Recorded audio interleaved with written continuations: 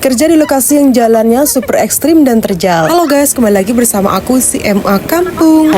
Jadi hari ini kami itu berenam jadi asisten make up di lokasi yang jalannya sangat terjal. Nggak cuma terjal, jalannya juga cukup ekstrim dan ada jurangnya. Jadi hari ini itu aku berangkat dari rumah jam setengah 6 kurang. Terus transit di rumah Juragan dan berangkat dari rumah Juragan jam 6. Kayaknya jam 6 kurang deh, soalnya dari rumahku sampai rumah Juragan itu nggak sampai 20 menit, sekitar 15 menitan saja. Dan ternyata yang paling ditunggu-tunggu itu ternyata adalah aku, soalnya aku datangnya paling telat sendiri. Jadi penyebab aku telat itu adalah aku itu nggak tahu kalau aku dapat job desk buat ngerias pengantinnya, jadi aku nggak prepare dari malam hari. Tapi kata Juragan aku itu nggak apa-apa telat, soalnya pemberkahannya sudah kemarin dan acara resepsinya habis zuhur atau habis Jumatan. Dikarenakan anak Juragan kami itu nggak berani lewat jalan yang biasa, akhirnya muter lewat Candi Garon.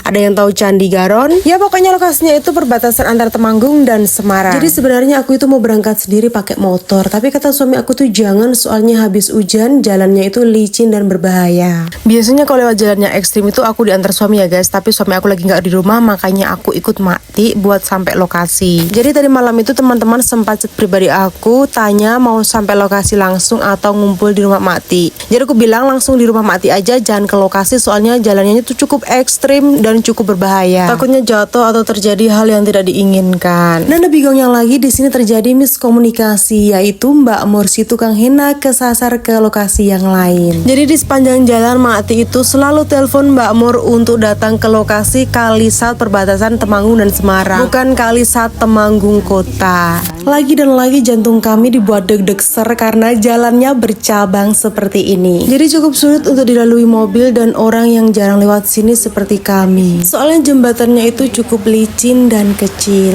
Setelah sampai lokasi kami langsung prepare dan bersiap-siap untuk memulai make up. Kemudian sang pengantinnya mulai dipaes dan didoakan oleh Makti. Dan di sisi lain ada Mbak Erni, Mbak Tari, Mbak Ning, Mbak Delas, dan Mbak Shirley yang lagi prepare buat make upin orang tua dan domas. Setelah proses paesnya selesai, kemudian aku lanjut make up Mbak pengantin. Di sela-sela aku lagi make up Mbak pengantinnya, Makti juga lagi ngeringin rambut Mbak pengantin. Soalnya Mbak pengantinnya itu malah mandi dan keramas. Sebenarnya tidak apa-apa mandi, tapi jangan keramas, soalnya menyusahkan saat dipaes jika rambutnya basah. Dan di sisi lain ada Mbak Mur, si tukang henna yang tadi kesasar dan sedang bercerita betapa dia susahnya mencari jalan sampai sini. Pokoknya kami semua itu sepanjang proses make up itu tidak henti-hentinya menertawakan Mbak Mur karena Mbak Mur itu sampai salah lokasi. Dan untungnya saja Mbak Mur itu hari ini cuma satu lokasi ya guys, jadi aman terkendali. Singkat cerita, setelah